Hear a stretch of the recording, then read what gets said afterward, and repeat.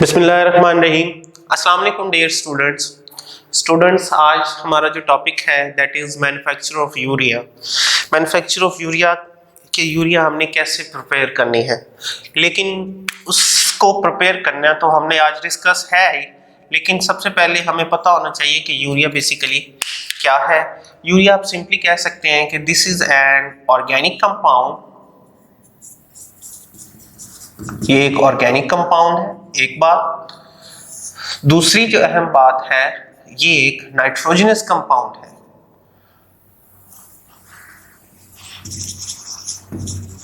यानी इसका जो बेसिक एलिमेंट है वो नाइट्रोजन है। ओके, उसके बाद इसके बहुत से यूजेस हैं डिफरेंट इंडस्ट्रीज के अंदर।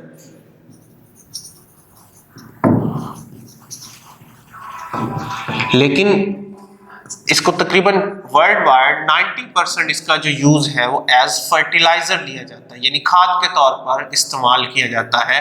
और उसकी रीजन क्या है कि इट इज द इनरिच्ड, सबसे ज्यादा जो अमाउंट होती है ना नाइट्रोजन की, वो इसके अंदर होती है। और किसके अंदर? यूरिया के अंदर। और कितनी अमाउंट है? तकरीबन यूरिया के अंदर 46.6% सिर्फ क्या होता है? नाइट्रोजन होता है, जो कि किसी और कंपाउंड में या किसी और फर्टिलाइजर में नहीं होता। इसलिए यूरिया को as fertilisers world wide use किया जाता है। ओके, अब हमारा टॉपिक है मैन्युफैक्चरिंग करनी है उसकी। तो उसके लिए हमारे पास जो रॉ मटेरियल होना चाहिए, खाम मटेरियल, वो क्या है वो डिस्कस करते हैं। और वो दो चीजें हैं बेसिकली। जो पहली चीज है that is ammonia gas, that is NH3, and the second one is carbon dioxide gas, that is CO2। अब सवाल ये है कि अमोनिया कहाँ से हासिल होती है। तो अमोनिया को भी पहले प्रिपेयर किया जाता है एक मेथड के थ्रू जिसका नाम है हाबर्स प्रोसेस। और इस प्रोसेस में क्या किया जाता है? दो चीजें मिलाई जाती हैं, एक नाइट्रोजन है और दूसरी हाइड्रोजन है। इन दोनों को आपस में मिलाया जाता है।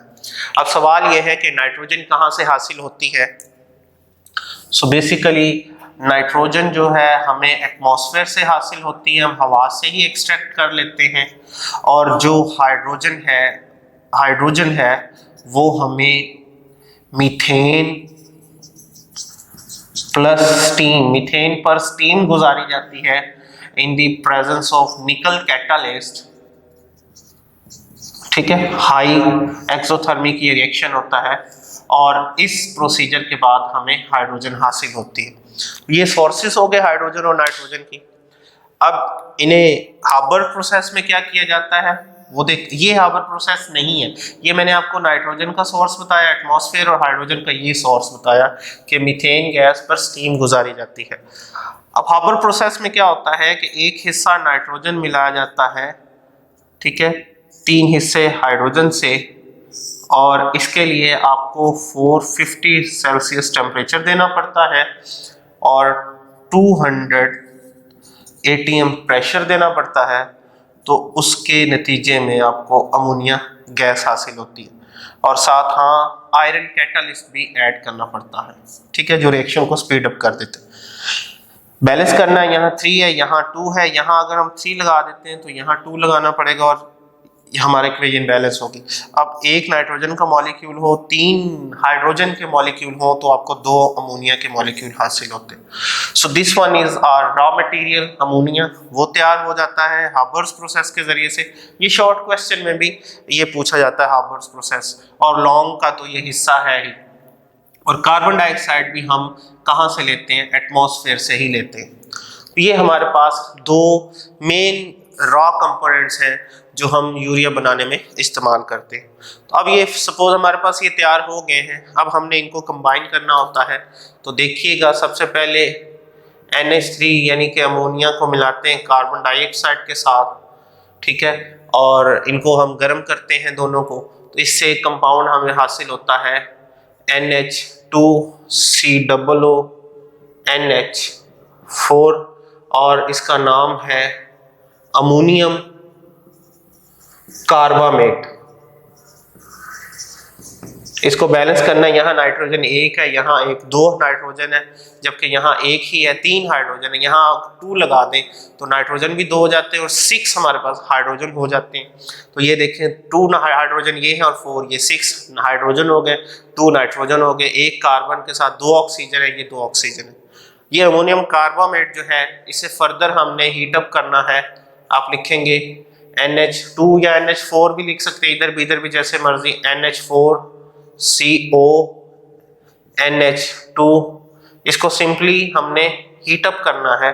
जब हम हीटअप करेंगे तो यहाँ से क्या होगा, ये 2 हाइड्रोजन के मॉलिक्यूल रिलीज होंगे और एक कार्बन ऑक्सीजन का, तो ये बन जाएगा हमारे पास वाटर, पानी रिलीज होगा। बाकी क्या बचना है हमारे पास, रिमेनिंग जो मॉलिक्यूल है वो है NH, 2 निकल गए, बाकी कितने बचे, 2। हम यहाँ लिखेंगे NH2CO, O एक निकल गया, पानी बन गया, और रिमेनिंग क्या है, NH2। तो ये जो कंपाउंड हमें हासिल हुआ है, दिस इज बेसिकली यूरिया। इसको हम स्ट्रक्चरल फॉर्म में अगर रिप्रेजेंट करते हैं तो यूरिया की स्ट्रक्चर यूँ होती है कि मैं यहाँ सेपरेट लिख देता हूँ, कार्बन के साथ डबल बॉन्ड O है, ये O है, इस तरफ नाइट्रोजन है, इस तरफ दूसरा नाइट्रोजन, उसके साथ 2 हाइड्रोजन है, वो ऐसे रिप्रेजेंट करेंगे, इसके साथ भी 2 हाइड्रोजन है, वो ऐसे रिप्रेजेंट करेंगे। सो this is the structural formula of urea. Next, ये हमारे पास जो लिक्विड फॉर्म में होगा या सेमी सॉलिड फॉर्म में होगा तो हमारे पास बहुत बड़े बड़े टावर्स होते हैं, ठीक है, और उनके यहाँ फैंस लगे होते हैं जो गर्म हवा डालते हैं। यहाँ से हमने इस हॉट यूरिया को इसके ऊपर उंडेल देना, डाल देना है, तो ये हॉट यूरिया जब नीचे आएगी ड्रॉप्स की शक्ल में, तो यहाँ से हवा जो है इन्हें टकराएगी, यहाँ तक पहुँचते हुए सारी जो यूरिया है वो किस फॉर्म में आ जाएगी, ग्रैनुलर फॉर्म में आ जाएगी, दानेदार मटेरियल में आ जाएगी, दाने की शक्ल में बन जाएगी। इसीलिए इस प्रोसीजर को हम ग्रैनुलेशन कहते हैं, ठीक है, यानी लिक्विड से हम इसको सॉलिड फॉर्म में लाते हैं थ्रू हॉट एयर, गर्म हवा की मदद से। सो this is how urea is prepared. सबसे पहले हाबर्स प्रोसेस में हम अमोनिया प्रिपेयर करते हैं, then ammonia is combined with carbon dioxide and ultimately urea is form. So this is it for today's lecture. इंशाल्लाह नेक्स्ट वीडियो में हम यूरिया के कुछ एडवांटेजेस और इंपॉर्टेंस या स्टेटस को डिस्कस करेंगे। अपना ख्याल रखिएगा। अल्लाह हाफिज।